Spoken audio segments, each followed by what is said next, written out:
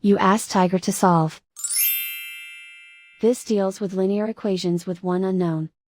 The final result is x equals 2/3. Let's solve it step by step. Group all constants on the right side of the equation. Add 7/9 to both sides. Combine the fractions. Combine the numerators.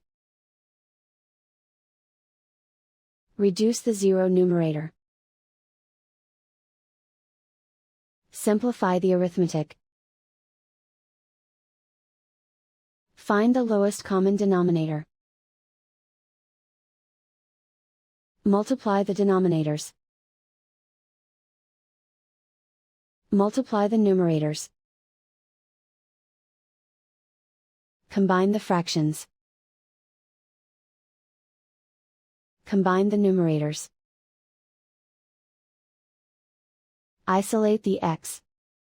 Multiply both sides by inverse fraction 15/13.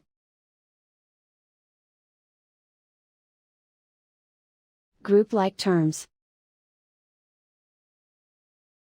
Multiply the coefficients. Simplify the fraction. Multiply the fractions. Simplify the arithmetic. And so the final result is x equals 2/3.